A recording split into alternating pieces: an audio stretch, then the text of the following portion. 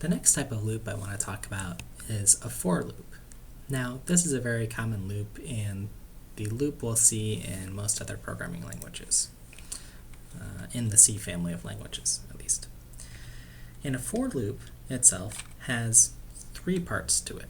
You don't have to use all three parts, but generally we use all three parts.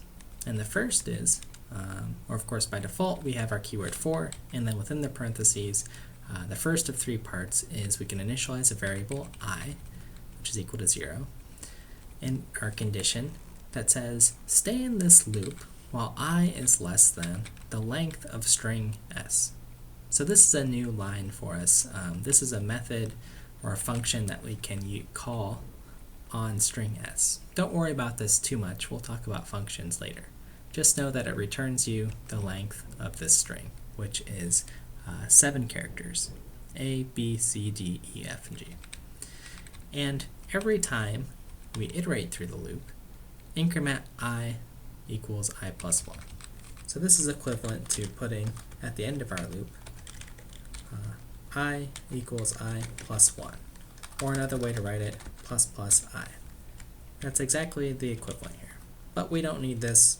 This is such a common thing folks would do in C++ that the language allows us to just specify this is what we're going to do at the end of our for loop at line 14.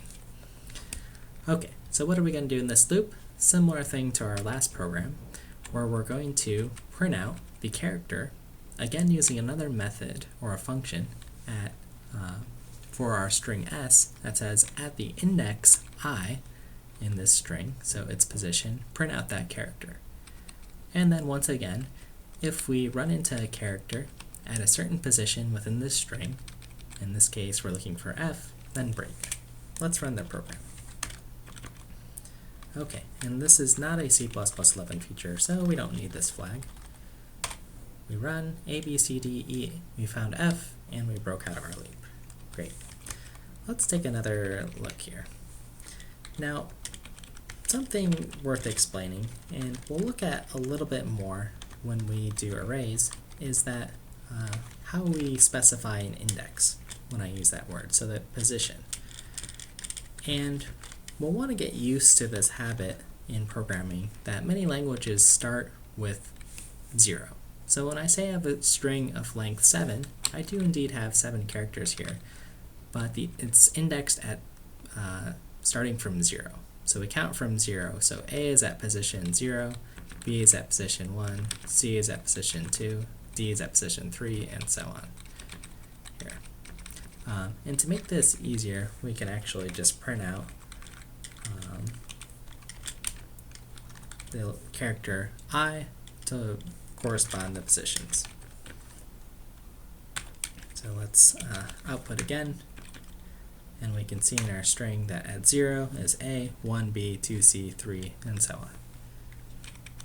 This is something we'll talk a little bit more on when we discuss arrays, which a string is an array of characters, but don't worry about that for now. Just know that we now have a tool for iterating. And what's nice about for loops is we can actually specify how we loop through it. So what if I want to look at every 2 characters while I is less than the string length? Let's see what that prints out.